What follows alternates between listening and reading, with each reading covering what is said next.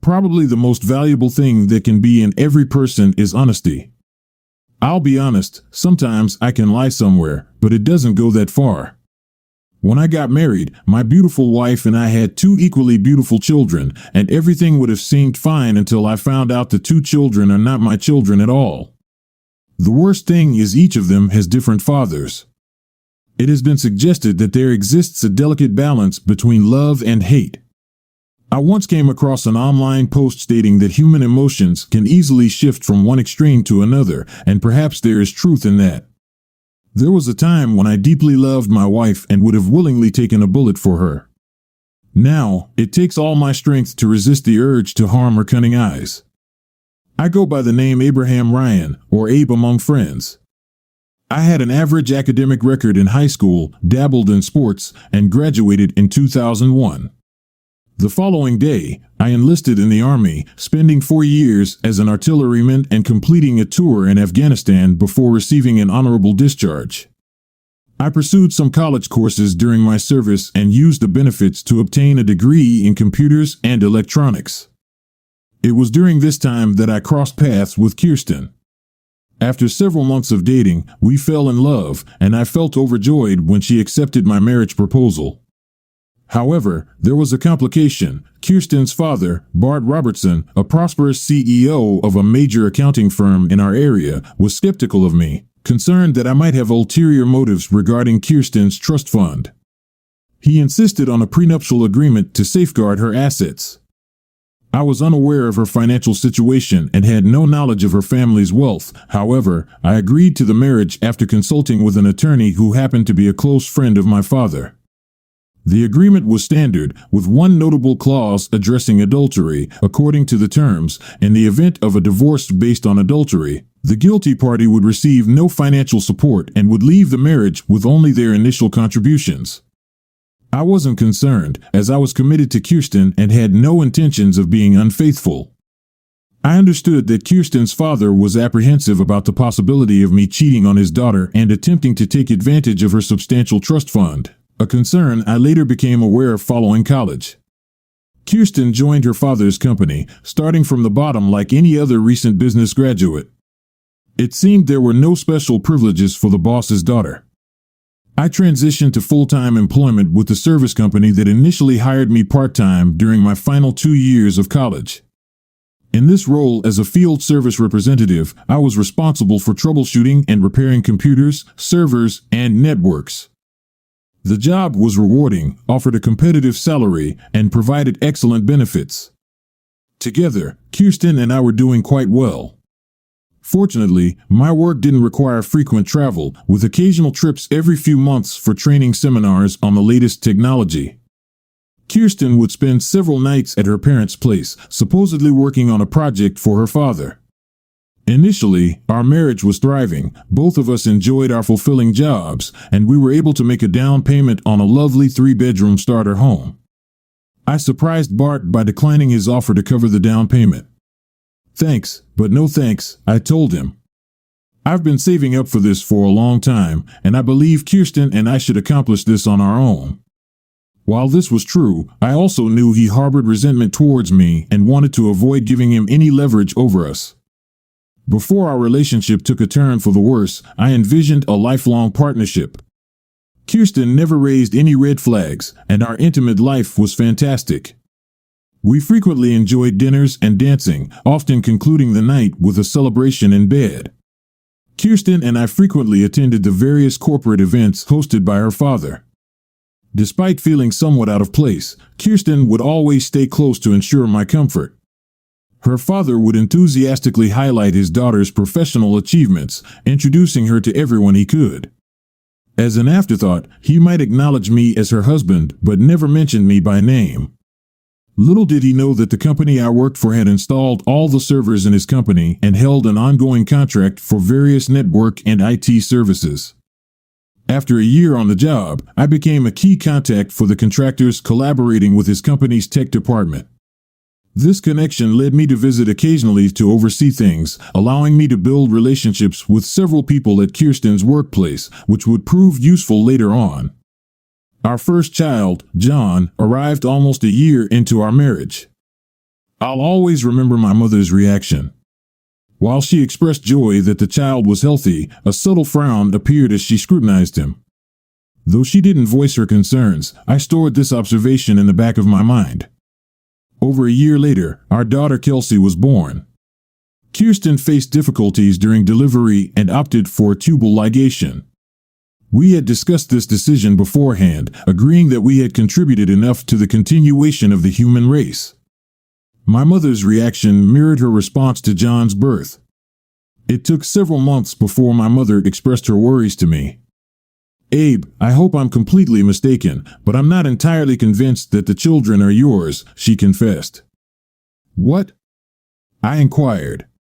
"Call it a mother's intuition, but I truly believe it's necessary to have the kids undergo testing just to be sure," she suggested.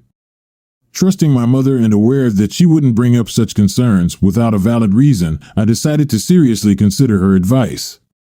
Kirsten and I easily adapted to the married with children lifestyle, and life in the Ryan household was delightful.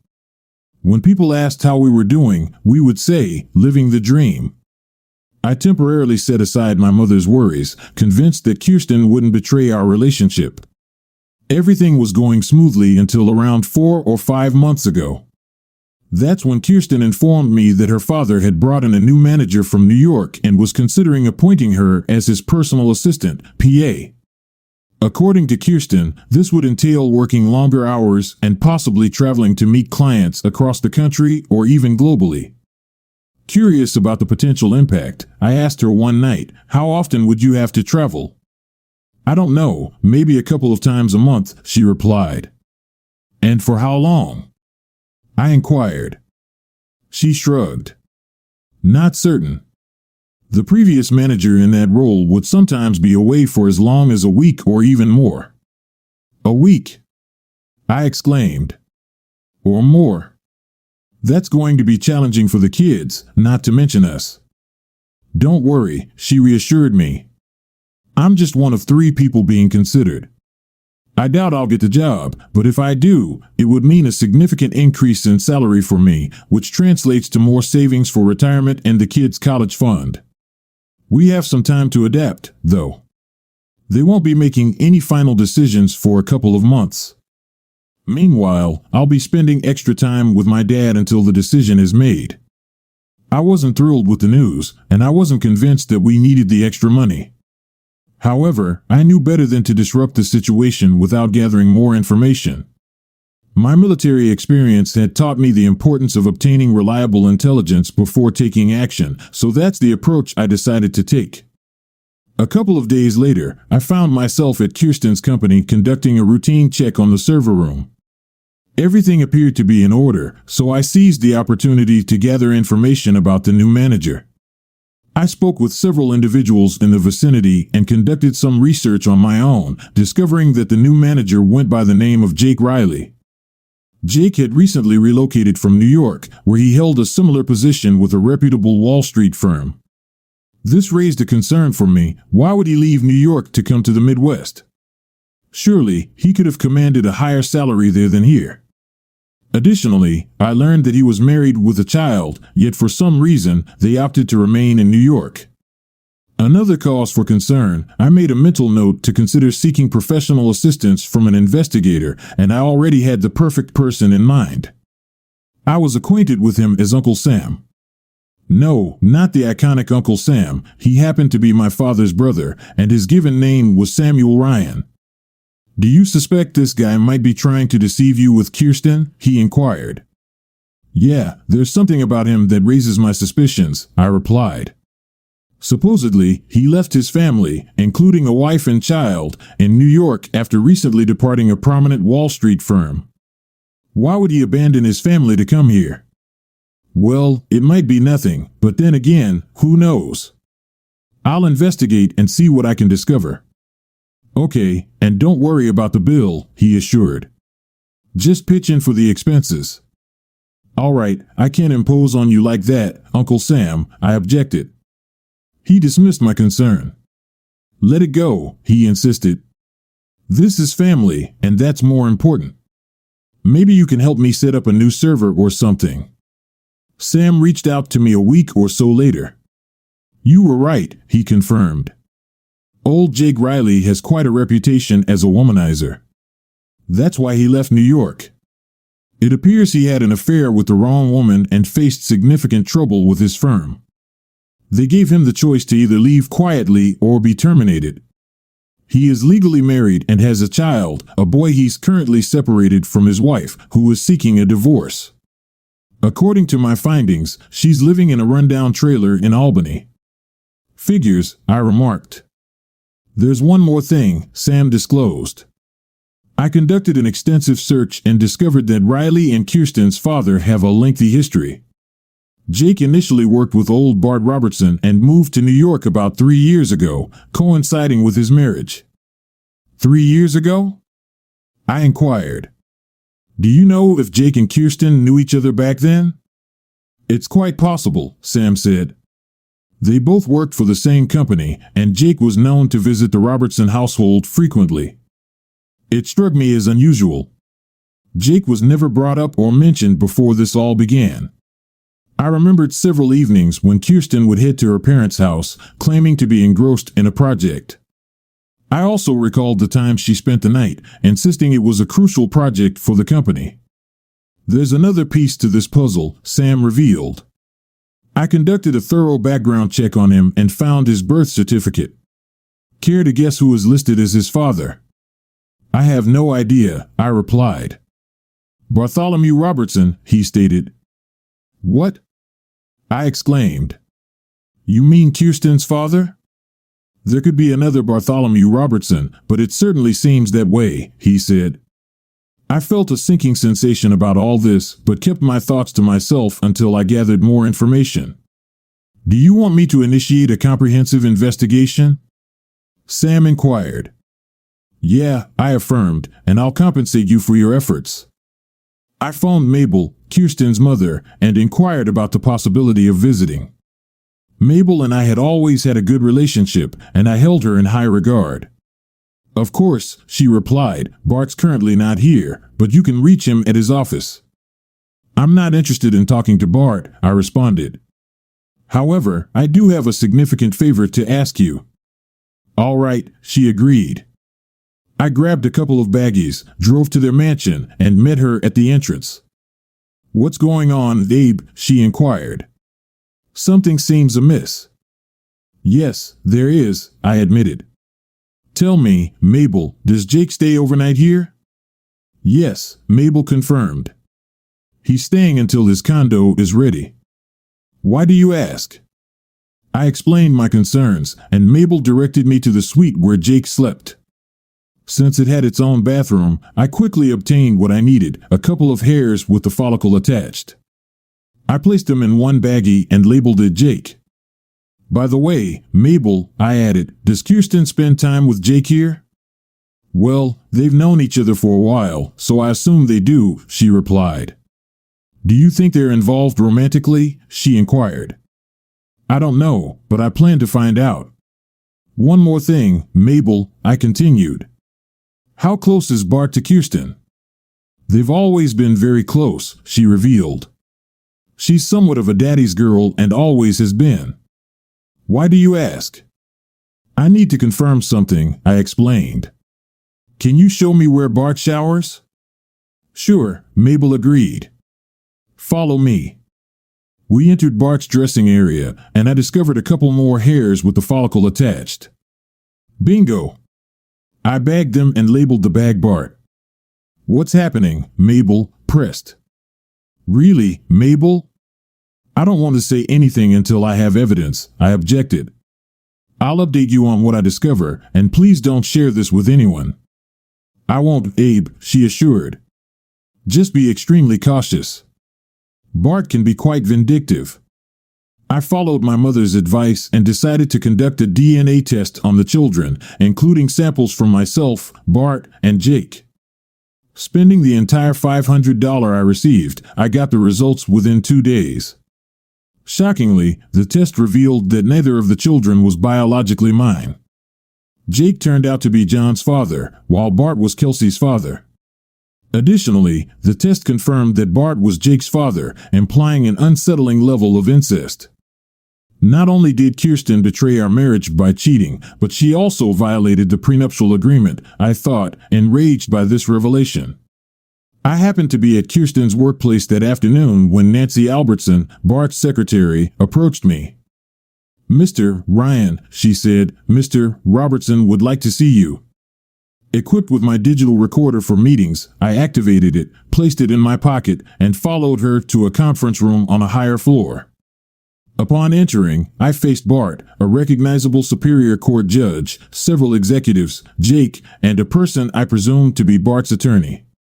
Two of Bart's security personnel stood on either side of me. Bart invited me to take a seat, and I noticed a glass of what seemed like whiskey already placed at my designated spot on the table.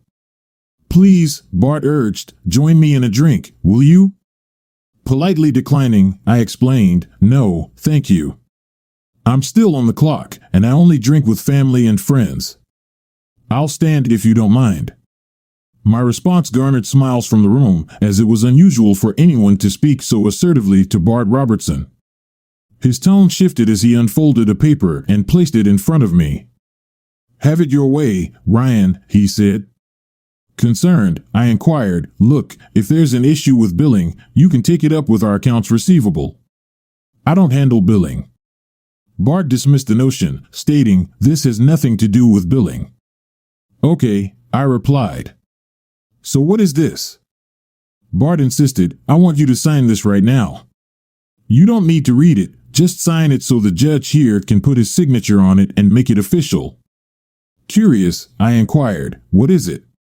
"Call it a postnuptial agreement that precedes the prenuptial you signed earlier," Bart replied.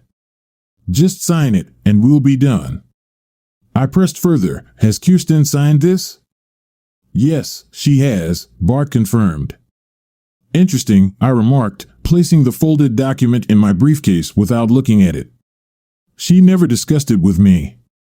"She doesn't need to discuss it with you," Bart asserted.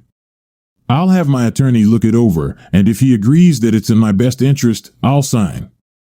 "And not before." I declared. I didn't actually have an attorney, but Bart was unaware of that fact. His face turned red as he jumped out of his chair. "Got it, boy," he growled. "You will sign this paper right now." "Or what?" I challenged. "You'll have your goons beat me in front of your executives and a Superior Court judge? Or maybe have one of them put a bullet in my head? You'd better sign it, or it won't go well with you, boy," he warned. I looked at the judge, who seemed to have an amused look on his face. "Tell me, Your Honor, is it just me or does that sound like a threat?" I asked. The judge nodded his head. "I suppose it certainly could be seen as a threat," he admitted. He turned to Bart. "Let him consult with his attorney, Bart. Once he sees that it's all legal and in his best interest, he'll sign." Bart settled back into his seat. "By the way, Your Honor," I said, "is incest still a felony in this state?" I saw nervous glances around the room, and I thought Bart was going to explode. The judge sat up before answering, "Well, yes, it is, but I don't know of anyone who's actually been convicted of that." "Why?" he asked. "Just asking for a friend," I said, looking at Bart. "Just sign the goddamn paperwork," he said, taking a swig from his drink. I left the building, wondering what was going through the rumor mill. I called Sam to get a recommendation for a good lawyer. He referred me to his friend, Frederick Marsh. I called and got an appointment to see him the next morning. The following morning, I presented my case and shared the test results with him. I also showed him the postnuptial agreement Bart had handed me. After taking the time to read it the previous night, I was furious. It was hard for me to believe that Kirsten would betray me in this way. Fred, as he preferred to be addressed, examined the agreement Bart had provided. "Have you looked at this?" he inquired. "Yes, I have," I replied. "Unless I've lost my mind, it states that I agree to willingly accept the role of a cuckold and forfeit my rights as a husband." "You're not losing your mind," he assured me. It clearly states that you consent to your wife engaging in extramarital affairs, relinquishing any rights to consummate your relationship. Additionally, you're obligated to provide financial and parental support for the 2 children whom we now know aren't biologically yours. The only compensation mentioned is an $11,000 monthly stipend for their support. Other than that, you'd be in a precarious situation. It also stipulates that you would surrender 80% of your salary and retirement in the event of a divorce. You'd be required to pay alimony and child support. In essence, you'd be reduced to nothing more than a living caretaker for the children. That can't be legal, I protested. While it's not entirely illegal, it's undeniably outrageous. I can't imagine any court endorsing this. Plus, you'd have to be deemed mentally unfit to agree to such terms, he remarked. What about their incestuous relationship? I inquired. Fred confirmed to me that engaging in incest between adults in this state is considered a felony, carrying a potential punishment of up to 25 years in prison. Despite my reluctance to raise 2 young children who were not biologically mine and my hesitation to bear any financial responsibilities, I cherished the kids and desired to maintain a presence in their lives. My sole objective was to terminate this fraudulent marriage. Fred assured me that he would prepare the necessary divorce paperwork, citing adultery as grounds and leveraging the prenuptial agreement. Given the circumstances, Fred suggested that I pursue custody and let Kirsten fight for them if she truly wanted to. We agreed to postpone the legal proceedings until we knew whether Kirsten secured the new job. The atmosphere at home grew chilly in the following weeks. Kirsten reacted strongly when I brought up the postnuptial agreement. What is this? I questioned her. Do you really expect me to agree to something like this? It's not a big deal, she replied. It's just something my dad wants you to sign. Did you read it before signing? I inquired. Of course I did, she affirmed. So you want me to endure a loveless, sexless marriage while you pursue other relationships? Meanwhile, I'm expected to take care of your kids? This can't be serious, I retorted. I am serious, Abe, she insisted. I love my job, and I won't quit. I love you, and you'll be provided for, so why does it matter? Provided for? I questioned. I don't want to be taken care of. I want my wife back. I want a family of my own. I won't be trapped in a sexless marriage, serving as nothing more than your live-in nanny. I tore up the paperwork and tossed the shreds on the floor. Return that to your dad and let him know he can kiss my ass. Kyron, I inquired, can you share with me how long you've been connected with Jake? Her eyes widened. I'm not sure what you're getting at, she responded. We knew each other in college, but that's all, really. I find that hard to believe. Heading upstairs, I retrieved her clothes from the closet and relocated them to the guest bedroom. What's going on? She asked. Since I no longer have a wife committed to fidelity, I explained, I'm asking you to leave my bedroom. I encountered Kirsten infrequently over the following 2 weeks.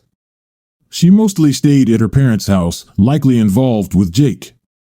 Sam managed to capture photo and video evidence of their intimate encounters at a motel on the outskirts of town. I reviewed the evidence before passing it on to Fred. Just think, Jake told Kirsten, soon we'll be able to do this as much as we want. And when your dad joins us in New York, we'll have a great time. Kirsten smiled. Yes, and I don't even have to worry about getting pregnant with you guys again, she said. Jake laughed. It was around this time that Bart appeared on the video. Kirsten kissed him hard. It's a pity that your husband has to be so stubborn. He really should have agreed to the deal I offered him, he said. However, everything is fine. Once we're in New York, they'll be taken care of forever. Jake and I will arrange everything exactly the way you want, honey. Abe's house and his parents' house will mysteriously burn down after they are all shot. Their bodies will be cremated and scattered throughout the countryside. No one will find them. We'll declare them dead, and then you'll have Abe's insurance, home insurance, and no problems with the kids. Until then, we will lie low and give them no reason to suspect us. What about Mom? Kirsten asked. What's wrong with her? She's too scared and stupid to do anything about it. Don't worry about her, dear, Bart said. Kirsten smiled. I can't wait, she said. By this point, I was boiling with anger. Not only had my supposedly loving wife betrayed me with her father and her boyfriend half-brother, but they were also conspiring to have us killed. Fred assured me that the authorities had been notified and actions were underway to bring them all to justice. Finally, Kirsten dropped by the house briefly to share her news. I got the job, she announced, smiling. Congratulations, I responded, attempting to wear a cheerful expression. She embraced me and gave me a kiss. Don't worry, darling, she reassured. I won't let the job affect us. I promise. By the way, Dad is hosting a party to formally introduce Jake to the company and announce my promotion.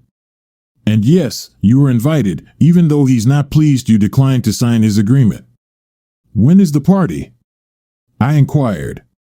Tomorrow night, she informed me. So, make sure your suit is clean, okay? Once again, I contacted Fred to update him on the situation, and he assured me that law enforcement officers would be present at the event. After dressing up, we headed to the party. After leaving the kids at my parents' house, I opted for my usual suit for such occasions, while Kirsten wore a knee-length dress that highlighted her curves tastefully. Even in worn-out blue jeans, she would still look incredibly appealing. Make sure to behave yourself, she reminded me before entering the venue. Inside, people were engaged in small talk. Kirsten went to greet her father and Jake. Care to buy a drink for an old lady? I turned to find Kirsten's mother, Mabel. We went to the bar, and I ordered a beer for myself and a cocktail for her.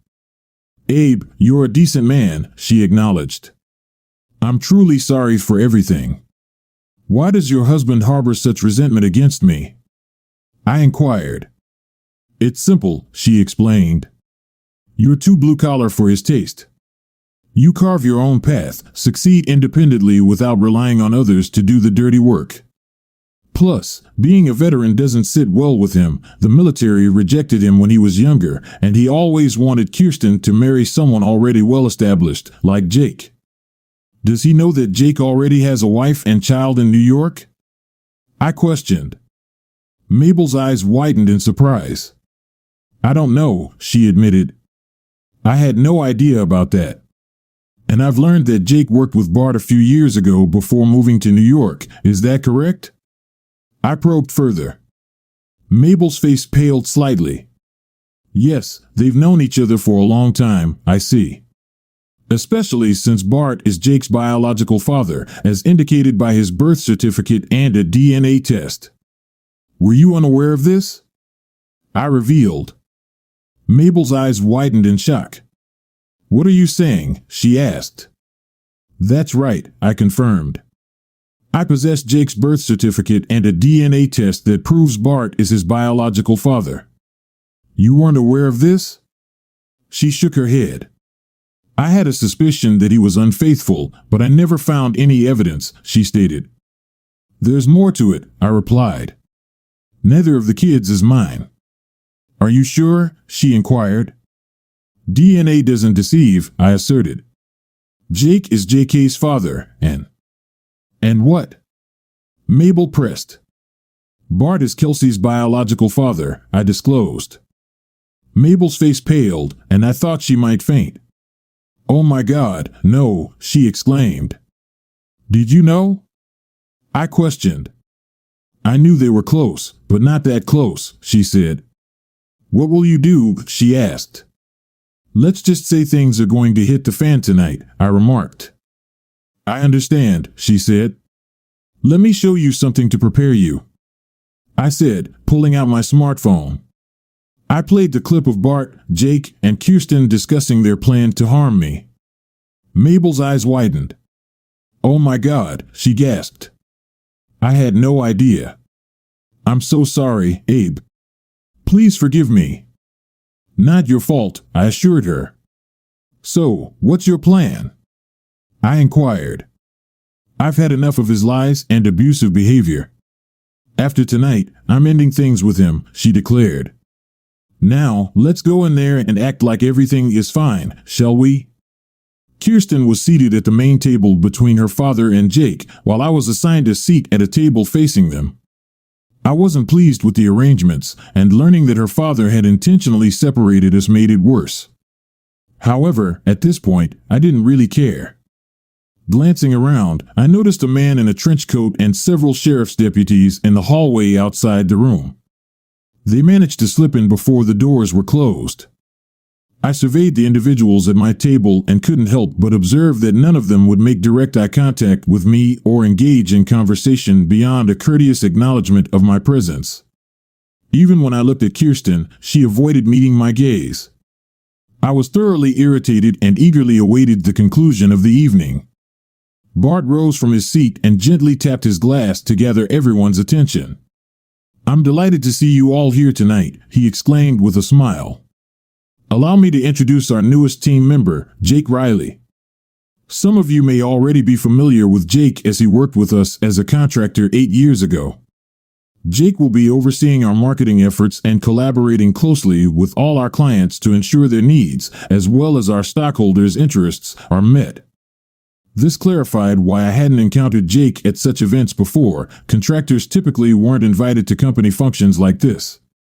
Applause filled the room as Jake stood, and I mustered a polite yet subdued clap. Bart continued his announcements. "I'd also like to introduce his new personal assistant.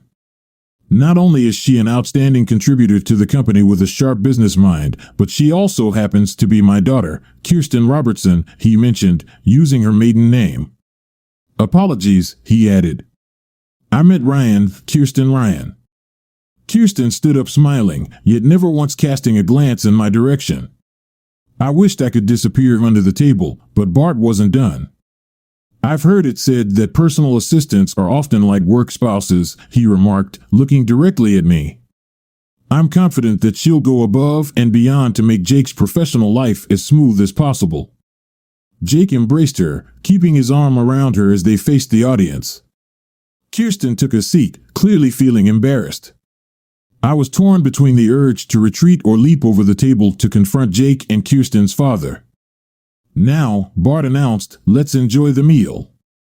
Everyone eagerly dug into the food, but I could only manage a few bites. I glanced at Kirsten, but she was engrossed in whatever Jake was saying. She looked at me with sad eyes a few times, and I hoped she would stand up and reject the job her father was offering. Unfortunately, she didn't. The others at my table seemed visibly uncomfortable on my behalf. After the meal, as everyone stood to leave, I approached Kirsten but was intercepted by Jake. He shook my hand, purposefully squeezing it to assert dominance. I returned the grip even stronger, maintaining direct eye contact, and noticed a slight grimace on his face as he let go. "So, you must be Kyron's husband," he said with a smirk. "Yes, I am," I replied. "At least for now." His surprise was evident, and Kirsten recoiled. "Don't worry, I'll take very good care of her for you," he said, walking away. Kirsten looked at me questioningly. "What was that all about?" she asked, clearly displeased. "Let's see, your father intentionally separated us, conveniently forgot to use your married name, and that work-wife comment from Jake really annoyed me. I also noticed how friendly you two seemed. I don't appreciate being publicly disrespected like that, so no, I'm not very happy right now," I explained. "I'm sorry," she said. "I'm sure Daddy didn't mean anything by that." "I highly doubt that," I informed her. "I'm sorry," she responded. "Jake, Daddy, and I will be tied up in a meeting with some other executives discussing an upcoming trip, so I won't be home for a while." "Well, before you head off to your crucial meeting with your work partner, there's someone I'd like you to meet," I said, gesturing towards the man in the trench coat. He approached us, clutching a sizable manila folder. "Kirsten Ryan?" he queried. "Yes," she confirmed. He handed her the envelope. "You've been served," he declared, loud enough for everyone around to hear. Kirsten's complexion paled, and gasps could be heard from those nearby. She opened the envelope and examined the first page labeled Petition for Dissolution of Marriage. "What is this?" she inquired. "A divorce," I informed her, citing adultery as the grounds. "I've also included DNA test results confirming that Jake is John's biological father and your father is Kelsey's. It turns out Kelsey is your half-sister. Oh, and by the way, Bart happens to be Jake's biological father.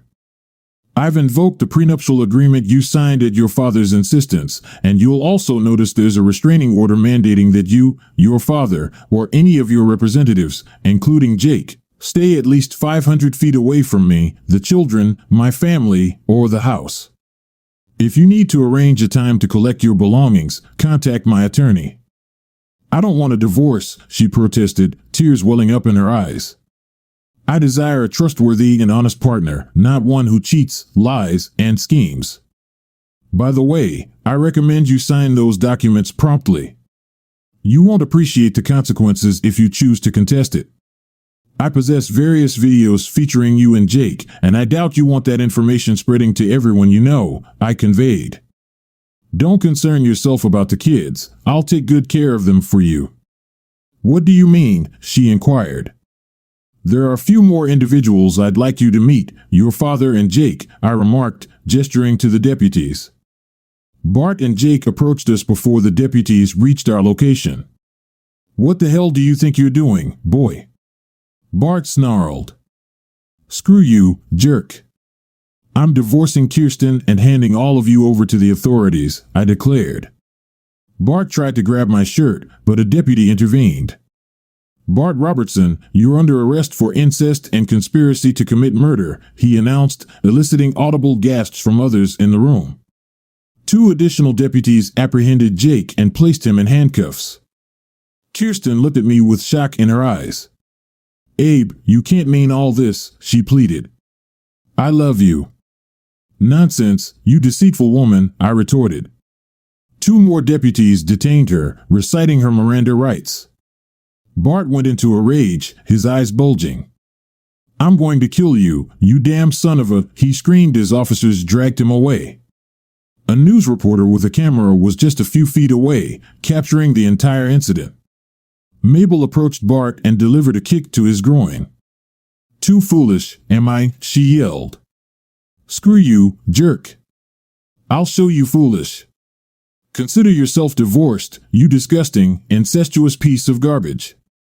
A deputy calmly moved Mabel aside as 2 others escorted Bart away. The news that evening was certainly worth watching. "There has been a significant upheaval in the local business community today," announced the news anchor. Businessman Bart Robertson, accompanied by his daughter and a man identified as his son, was apprehended this evening on charges related to conspiracy for murder and incest.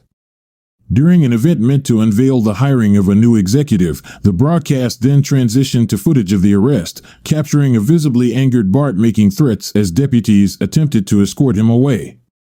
The scene unfolded further with Mabel delivering a kick to his groin.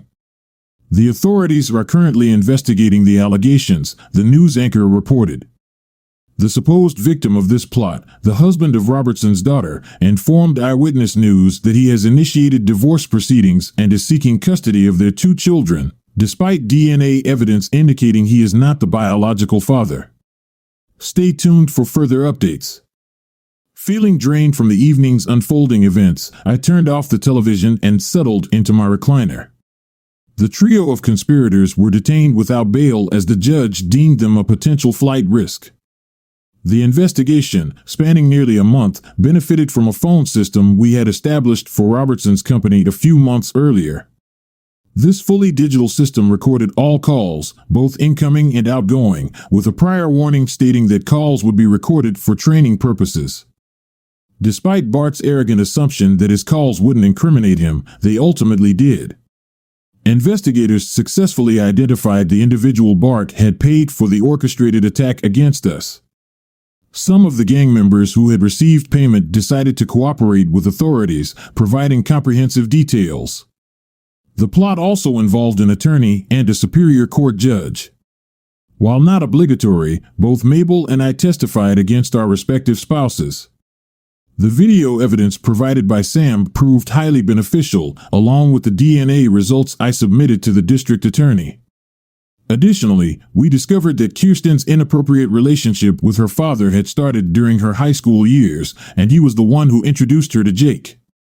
In the end, all three were convicted on all charges and faced lengthy prison sentences. Mabel, as it turned out, was anything but unintelligent.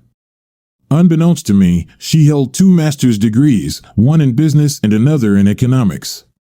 Additionally, she closely monitored Bart's business affairs and comprehended the intricacies of the divorce. She outmaneuvered Bart, claiming nearly all his assets, including the house and the business, and assumed control. In just 6 months, she revitalized the company, turning it into a profitable venture. Surprisingly, she also proved to be a loving grandmother to the children. I encountered Kirsten one final time before she began serving her 25-year sentence. "I've signed the divorce papers," she declared, pushing the folder toward me. After confirming all the signatures, I questioned her, "Why?" "I thought we were deeply in love and planning to spend our lives together." "I don't know," she admitted. "That has always been my first love. I thought I could move past that, but apparently not." "But why harm us? Why harm your own children?" I pressed. She shrugged. "I had hoped you would agree to the terms Dad proposed. When you didn't, I felt I had no other option," she explained. "It was foolish, I realize." "I'm sorry." "Indeed you are," I retorted sarcastically.